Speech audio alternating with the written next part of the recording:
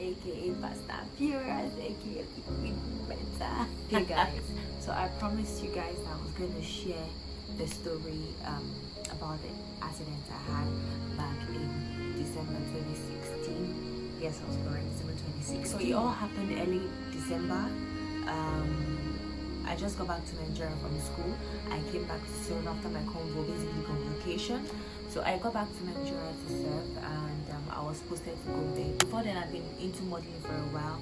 So I decided to give pageantry a shot. I had never tried pageantry. So I came across this Miss Charity ambassador. So when I came across the pageantry, I've always been like, it's not like I'm like, I don't want to open my body, I don't want to do this, I don't want to do that. But I felt like if I was preaching something, let the focus be on that thing and not on me saying my body, because I know I'm loud. Anyways guys, so I came across this pageantry before service, and when I got back to Nigeria, I think I was doing my project at that time. I got back to Nigeria to do some inquiries because I was doing then I was doing a project on BVN, that's bank verification number. At that time they were auditioning in Lagos. Luckily for me, I went to the audition, I scaled through. So while I got back to Nigeria, I was told that the pageantry was in December. I think December 16th or 17th, thereabout. And my camp was like, beginning of camp was literally, I think was like 10 to 3 weeks. The rest of December, 3 weeks based on getting to camp. One thing led to one thing, inclusive of the pageant. I couldn't stay for long, so I think I stayed in camp for like 5 days. Luckily for me, I was in platoon 2. Shout out to platoon 2, go be a mother camp. I was in platoon 2, so I was lucky enough to do my obstacle and take pictures, NYC pictures, yes, to take pictures before before me leaving the camp. Basically, I left camp back to Lagos, Nigeria. On getting to Lagos, I think I just had like a few days to prepare and to fly back to Abuja. I had a few days to prepare and fly back to Abuja. So on getting to Abuja, I think we camped for a week or two. I think we camped for 2 weeks. I just started the story, I'm already dehydrated. Trust me guys, it's a long story. Okay, so I got to the camp, to the pageantry camp. The pageantry basically, you have to represent an NGO because it's a charity pageant. Shout out to Miss Charity Ambassador. So I was representing Chigodin. Shout out to you, Chigodin. There's going to be a lot of shout out on this video. So getting there, she came, she saw me. Oh, she was like, oh yeah, the girl that's representing me is more or less like what I heard or who I spoke with. Because beforehand, I spoke with her. I want to represent your NGO, and I need to support me, financially, physically, whatever way you could. I didn't mention, while I got to Abuja, my dad called one of my uncles who is a lieutenant. Shout out to you, big uncle. And he was like, okay, fine. I went straight to the army barracks. So he was like, fine, after the pageant, I should come back to the army barracks. But being the stubborn DERA that I am, how would I finish pageant and be going to the barracks when I was supposed to be going for courtesy visits, So that's later. Fast forward to the grand finale. We got to the grand finale. For the records, I didn't win. I was first runner up, Miss Charity Ambassador in tourism. But some things that led to some things that led to some things. Everybody thought I was the winner. Well, was a queen, I was a queen. And so I got to camp. Fast forward to the grand finale, they announced the winner. Leah won. Shout out to Leah. I was first runner up, and this Sunday, all of this happened, say early morning Sunday, on the 18th of December 2016. So that Sunday morning, everything happened. We woke up to go to church for Thanksgiving. We went to church. We got back less than 24 hours from the main pageantry, or let's just say 24 hours from the grand finale. That morning, which was on the 19th, I can't forget this day because my baby was born on that day. Love you, baby, Sharana.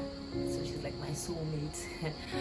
So that day, I remember while I left camp, my uncle had to help me 1 or 2, and my bunkmate lived Abuja at that time, so they agreed to give her my ID card. So at that time they gave me a temporary ID card. So they agreed to give her my ID card. So all I needed to do was to hook up with her in Abuja and pick up the ID card from her. And I was supposed to go for my sister's friend's wedding too. My dad asked me not to go, so I decided okay fine. But any which ways I was like, well, I needed to go make withdrawal. They had paid for salary now, you know how it is.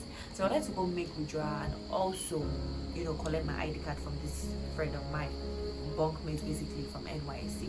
So leaving the hotel, like remember I told you my uncle said after the pageant I should come back to the barracks. But of course I had other beauty queens, other runner-ups, and you know we're all going to go for courtesy visit. How would I go to the barracks to stay? It doesn't make any sense and it's not going to be fun. So I left that morning, myself and Pinky. Yeah, shout out to Pinky, was still but it's still today.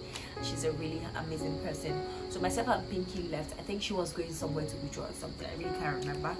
So we left together. We left the hotel.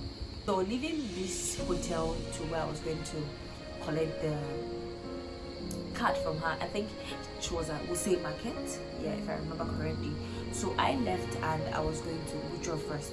So while I was going to the bank, a lady approached me and said, be careful, in Abuja you do that December they kidnap people. And I was like, in my head, wait to come concern me. I just looked at her and I was like, east and left, I withdrew money. Coming out again, another man approached me. Be careful, and Abuja you deal. They kidnap people in December we did. Then that fear came in, but I still just didn't figure it to be anything. So I took a cab from where I went to withdraw to Use Market to collect ID card from this girl. So on getting to the market, I collected this ID card. I don't know if you are familiar with Abuja. Coming out from the market, you don't just like get to see a cab like that. You have to like hustle for a cab, like, you know what I'm saying, because it's not like Uber waiting for you or anything. So you have to hustle for cab. But on my own situation, it felt like I came with a particular cab and this cab was waiting for me to just go in and come out. So in my head, I was lucky.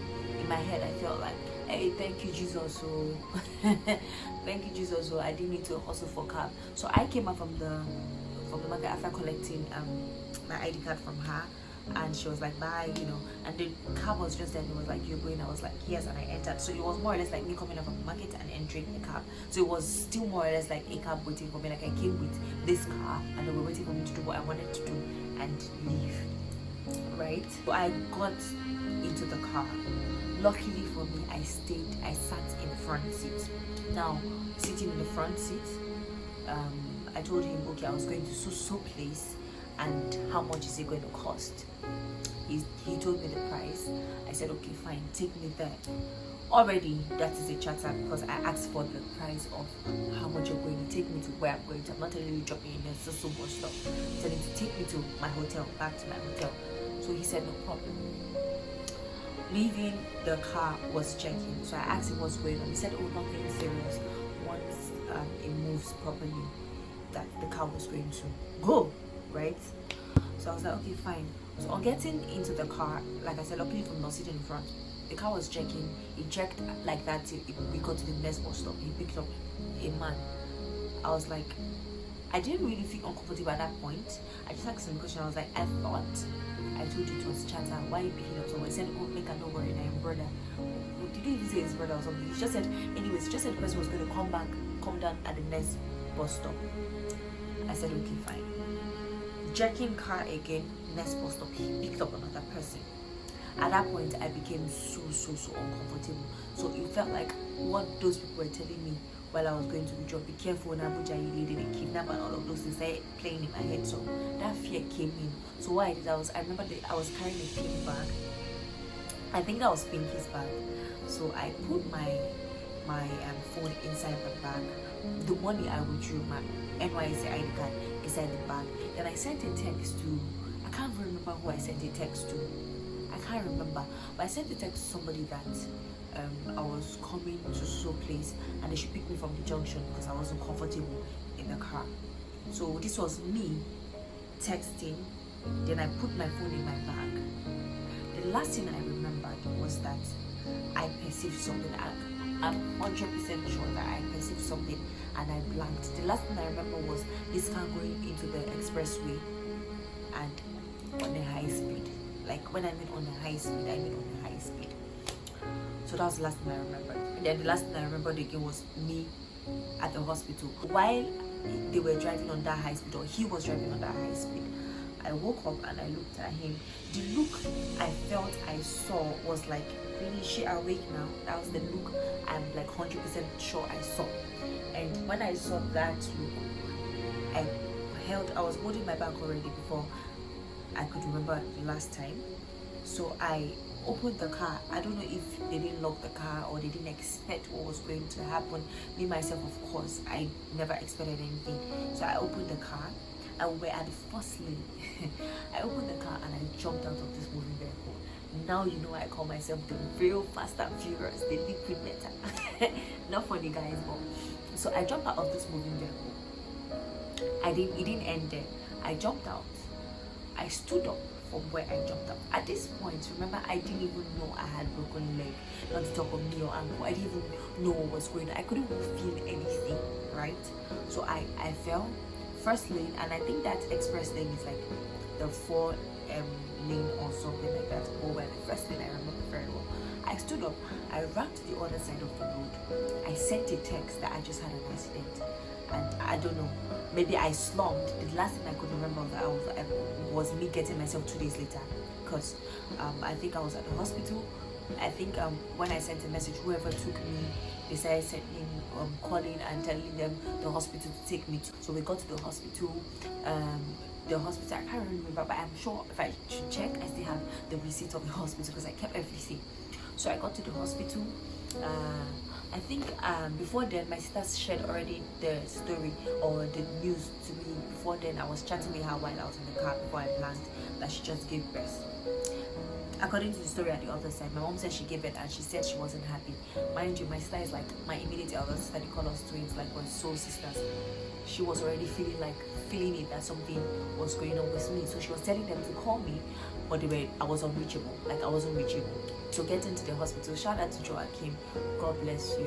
Like, let me just quickly do a shout out before I continue this video. Shout out to Leah, Pinky, I can't remember the rest name, Joachim, Miss Stephanie, Chief Goldin, Miss Jane. You guys are wonderful. Miss Jane, your mom, my dad, Thompson, you're all amazing. This hand right here, I don't know if you can see it. There's a mark here, right? I don't know if you guys can see it. So this hand right here, like you could see my bone from there. The day I had the accident because of the way I fell. Like I fell, so I was rolling and rolling on the floor like a real roller coaster. So this hand right here, the day I woke up when I got myself, the doctor said all I was just shouting when they were like they wanted to investigate and blah blah blah. They should call, they should do this, they should do that. Joachim was pissed. You know, it was just too many things to take in. But the man, when he saw me that morning, he said to me, I'm going to put pictures so you will see what I'm talking about. When you see the pictures, the only thing you could see was white. So it took a while for my skin to come back.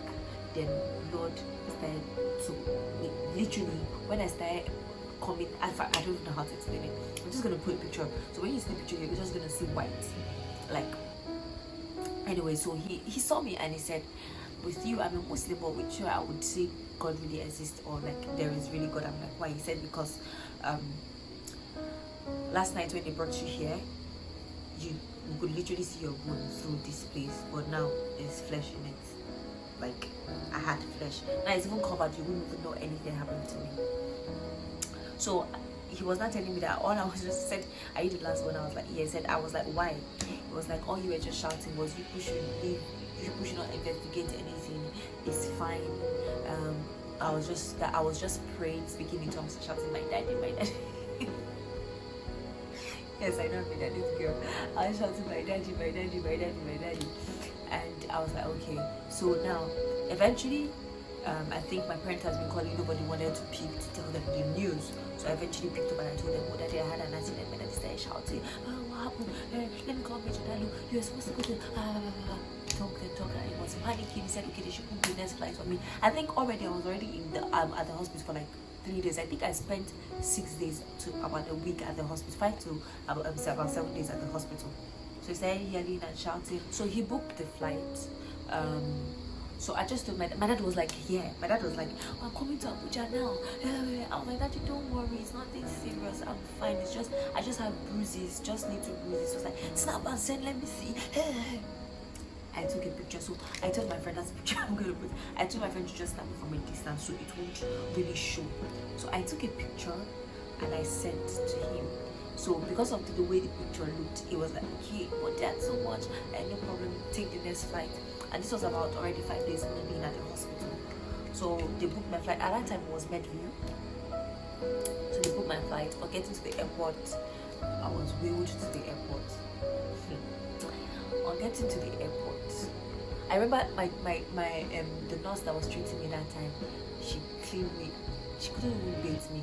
I couldn't wear anything. I wore one clothes from that day till when I left the hospital because like you couldn't even I was irritated, that's the word to use. So we got to the airport. Miss Jane took me to the airport. On getting to the airport, she left. They wheeled me to where I was going to board. And getting there, at that time I think Medview, their workers or their hostesses and hostess were male white people, so they refused me flying. They started yelling, what hospital will let you travel like this, blah blah blah, did they give you any rain note, blah blah blah. Like, they didn't give me anything. And mind you, I was holding a frame. Our coronation was framed, so I had my own frame. So he kept on yelling and yelling, you can't let me travel like this. I was like, I had an accident and my family is in Lagos and I'm going there to, you know, be with my family. At that time, my elder brother Alex just got back to Nigeria after I think 4 years or thereabout. So he was one coming to pick me at the airport. This is someone that has not seen me in 4 years. He knew I had an accident, but he didn't know how bad it was because I told him and I took a picture and sent to them that it was just something minor. So lo and behold, thank you so much to Fashola. I keep telling my dad, anytime, any day I'm privileged to meet Fashola again, I'm going to thank him. In fact, I'm going to even give him an award because he really saved my life. So while they were yelling and yelling, lo and behold, Fashola was behind me and he was like, what's going on? Because he saw that I was on the wheelchair. He was like, what's going on? I was like, they refused me boarding. He was like, why? What happened to you? I said I had, and I said, well, what were you boarding? I said, oh, I went for a pageant, I won, and my family is in Lagos. They're refusing me boarding because of the bruises they are complaining about. So he asked them, he started yelling, and I was like, at least people should give her a seat first before questioning her. But they're like, sir, she can fly like this. And I think at that time it was still the governor of Lagos there. I really can't remember, or minister of one thing. So guys, so he was like, okay, fine, if she sits with me, would you could let her fly? Because they were like, what's the name of the hospital they need to call and blah blah blah. I was just like, so he was like, if she sits with me, would you let her fly? They were like, yes. So he said, okay. That's how I boarded.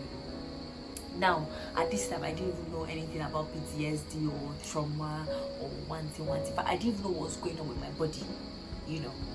So the woman that sat behind me when I came out from the flight, she was asking me what happened. I told her I had an accident. She was like, what really happened? I said I jumped off of the moving vehicle. She said, oh, now she understands. I don't know if she's a doctor, I don't know what she is. I'm like, why? She said, because while I was on the flight, I was sitting by the window. She said I kept on dashing my body to the window. So like I was sitting and I kept on hitting my body. So it's now everything makes sense to me. Technically it means that scene keeps playing in my head. The fact that I jumped out of a moving car keeps playing in my head. So I got to the airport. We checked out.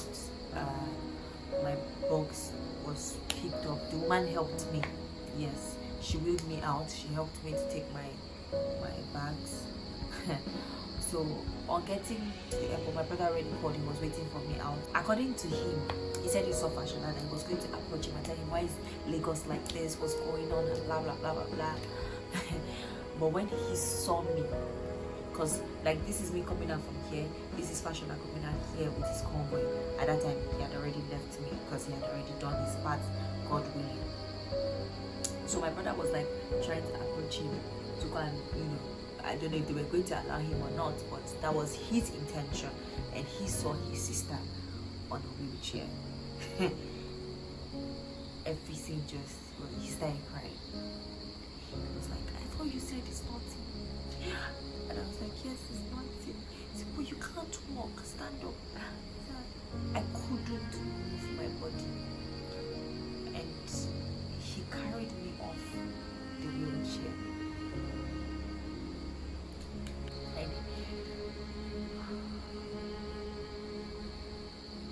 He carried me off the wheelchair. Like, even while he was trying to lift me,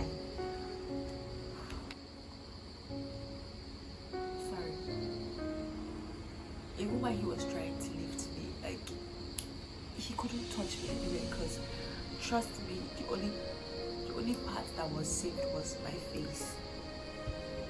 Injuries here. I was putting on a gown. I think it was Leah who gave it to me, or Pinky, I really can't remember. Now, the injuries had soaked in with my skin, with the clothes. So sorry. I'm even surprised I feel stronger after 4 years to talk about this. Well, this is the progress of psychotherapy. Mind you, I'm not a psycho. So he carried me. He didn't even know where to lift me from, because I had injuries everywhere. So he carried me, put me in the car, used my seatbelt, then we drove home. He started questioning. He couldn't even ask me anything. He was just driving and he would look at me. He was literally shedding tears. He would look at me. He would drive. He would look at me. He would drive. On getting home, we got to the gate. My dad opened the car and was like, calm down.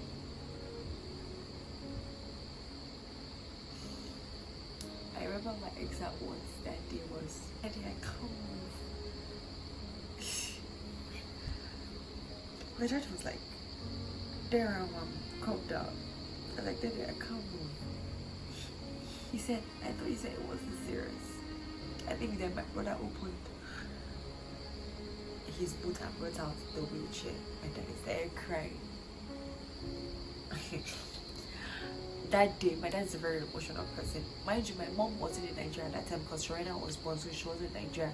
But my sister being my sister, not being able to stay, I think 3 days or 4 days after THOINA was born, she came to Nigeria and she couldn't stay when she heard of everything that was going on. The whole street where we lived at that time knew something had happened at a Berry's compound because my dad was crying. They took me upstairs. At this time, I had phobia for everything. My room, my clothes. Mind you, I didn't wear clothes for a whole year, if not more, because of everything. So on getting home, they had to put bed in the sitting room because I was scared of everything. Any noise I hear, it felt like somebody was coming to grab me from behind and attack me. So nurse came as they're treating me. They tried to remove the clothes. I started crying. My dad was crying. Everyone was just looking at me like I was literally a movie. So I got naked. Now this is DERA with big boobs, bum, not thinking of anything. Nurse came. God, this shit. Looking at these clips now, this shit there grows. Or this picture you're seeing right here, or this video, was what I had to go through every single day. Like when I mean every day, I had to go through this every day. So nurse came and started treating. They started treating the body wound. Now we're treating the wound, not knowing I had a broken knee and ankle. We just realized my leg was swelling and swelling and swelling and swelling. They were treating the body, and mind you, on that same leg, I had like a full, like say this is the leg now, I had a full skin injury down to my bone, so you could see my bone from that part of my skin on that same leg. So we're trying to treat the leg, not knowing I had a broken leg, knee and ankle. My kneecap was like moved to my thigh. I'll put a picture of how swollen my toes were. So they started treating everything. Nurse was trying her best, but it was like her best wasn't working. But she really did wonders. That was when I hated honey. Honey was one of the things they used in healing me too. Honey is so goddamn painful. So she was treating me like this every single day, opening the injury, treating, and every single day, mind you, I said every day she was treating me like this. So I remember the day she came to treat me. At this point I was emotionless. I was not feeling pain anymore. I was just there. Then I realized I was numb on that leg. I wasn't feeling anything. She was just peeling it, opening it. I was just there. She was like, it's not paining. I said, no, spirit. It was just numb to me. That was when she realized. She was like, we had to check the leg, but we still had to take care of the injury, because no matter what, they still had to take care of the injury on that same leg. So injury on the leg, injury on the body was being taken care of. This was what I was going through every day. At that time, Kenny Black was always coming to their house almost every evening to play with me, gist with me, laugh with me. Shout out to you. I love you so much. I don't say this like Benjamin, Neka, a lot of people showed me love. Shout out to all of you. So this wound was like that. They were treating me all over. Now I was losing blood at the same time. I couldn't go to the restroom. They had to put a bucket. So each time I want to pee, my elder sister would lift me. Like I couldn't even stand up. My elder sister would lift me, put me in the bucket, I'll pee. She put me back on the bed. Each time I stand up on the bed, they have to like remove my injuries from the bedspread. Now my nurse was treating me. Every day I sleep, I wake up with a new injury. Why? Because each time I sleep, I jerk and hit myself on the wall. So the injuries that she was treating kept on opening because I couldn't control it. I kept on hitting myself on the wall. So my dad now had to move the bed from the wall to the center of the sitting room. It got to the point that they had to move me to the guest room and brought me back to the sitting room again. So now this time my mom came back to Lagos with my little niece. I think I would look for a picture. I was carrying her that time. Now, on getting to all of this went on and on till February 14. I did a project. I went to reach out to people at Kotoegbe, Vegas. I did a charity project. This was me with all these things, trying to do queen duties. So before then, we had to check, and they were like, I had a broken ankle. They said with the ankle.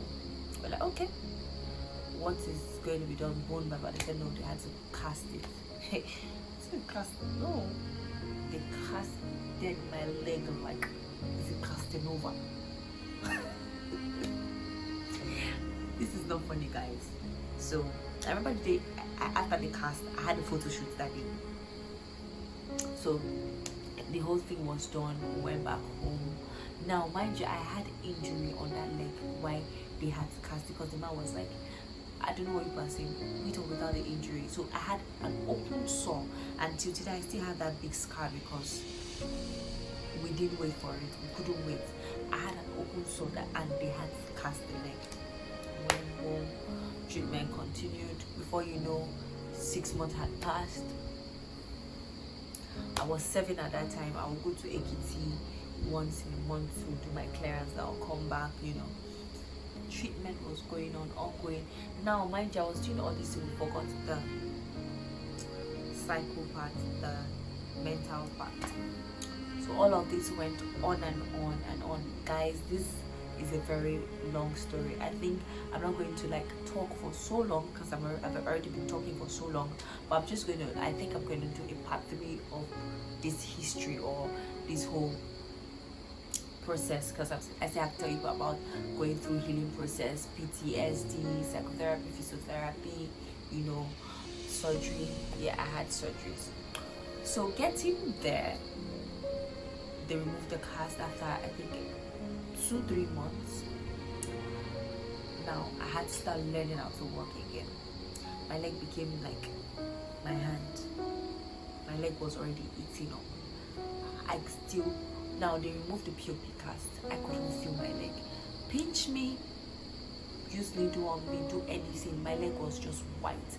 My skin was dropping. God, I wish I had a picture still, because I was peeling my skin. I was putting it inside the book because I was looking at legs. This is really my skin. I remember a friend of mine, DERA, she calls me baby leg, because like my skin was, my leg was dead. That's just the English to use. So I remember we went on and on with this process, do this, do that, back and forth. Eventually, a family friend of mine, he said, okay, the best place to go was Iwobi. Blah blah blah. Went to Iwobi, they looked at it and said they have to amputate the leg. Like, okay. Going back home, continue treatment. Went to St. Nicholas. They asked me to do a series of MRI. I did MRI. They said we should start physiotherapy. Now I'm just going to run through this whole process. Then I'll, on the next video, if you really want to hear more about what happened to me, you say, please comment, and I would tell you, or I'll do another video of what happened. So now they said they were going to amputate my leg, and we drove back home, continued the treatment, back to St. Nicholas. I was going to do MRI, series of MRI. I was doing MRI back up. I think I did 3 MRI or 4 with a lot of tests. So now we did it, and they were like, oh, I have to go do physiotherapy. Mind you, this is the 2nd time. I did 2 months of physiotherapy. No shikina improvement, like 0.0001 improvement. 2 months of physiotherapy, 3 times in a week. Nothing. I remember that I went to Dubai. I needed to just clear my head. Mind you, at this time I was using crutches, and I graduated to walking stick. Then I had an iron in my leg, my knee and ankle. So I went to Dubai. I ran to Nigeria. I just felt like, well, we're all tired. What else? I couldn't legit feel the leg. I was wearing, I had this iron on my leg day in, day out. I was tired. The leg was thin. I was using cane to walk all the time. So for some reasons, I think all the injuries had healed as on my body. So we had to go to church for Thanksgiving. Now we went to church. This was after a year and some months. Yes, I think a year and 3 months, because the first surgery I did was in May. Yeah. So I went to the church for Thanksgiving, and after the Thanksgiving, I didn't even say a word. They gave me a mic and I was just frozen after crying. My dad took over and everybody was crying. The church became silent. While we finished Thanksgiving, a man approached me. I think a man spoke to the pastor or something and said he should call me, and they called my dad. He was like, I should come. At that time, I think he just got back from India. He studied in India for like 8 years or thereabouts, and he's a surgeon. He does a lot of things. Shout out to Dr. Adibite. God used you to save my life. God really used you to save my life. So he called. He said I should come and see him the next day. Should come. Got there. When my mom told me, I was like, oh, something St. Nicholas cannot handle. They will submit bad. They're like, so don't go. We will tell you update. Like, let's just, She was like, let's go. Got there. He looked at the leg. Now, this is my knee, for example. This is my kneecap. This was where my kneecap was. So touching here was like you're touching the flesh on where the kneecap was supposed to be. So it was just like flexible. So this whole story came about how I had this this cast on my hand because a lot of people are going to find what I was on the last video. I'll put a link below. If you've not seen that video before, go back and watch the video. So we got there and he said, okay, you have to do surgery. Like that debited, got used in, and I finished up. I did 2 surgeries. The first surgery, I was just this close to fainting. Like I passed out. I was breathing fast. My dad couldn't even stay. He left. After, like, to show you how bad my situation was, the week, what did I even just say? Week 3 to 4 days after surgery, I started physiotherapy. Back and forth. Now everything getting better. I still use some of the things to support myself because bone injury is not a joke. It's not a child's play. Now, just about last year, it all has started coming. The PTSD, like really bad. So I'm going to share more story on my surgery days, my healing process, both physically and mentally, which I'm still going through my healing process mentally, especially. If you love this video, please don't forget to give it a thumbs up. Don't forget to hit the subscribe button. Please turn on your notification. Very important, so you be the first person to be notified when I upload my video. So don't forget to hit the notification button, hit the subscribe button, share, like, comment. Thank you guys for watching this video. I'm going to put a link up so you could see the previous video of what happened to my hand. So guys, thank you for watching. Don't forget to wear your face masks.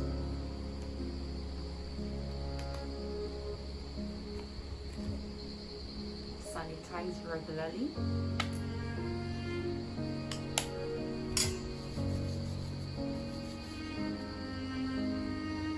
Stay hydrated. COVID-19 is real, guys. Stay safe out there. Make sure you take care of yourself, and please don't forget to hit the subscribe button, like and comment from your favorite liquid metal. I love you guys. Thank you for watching this video. Bye.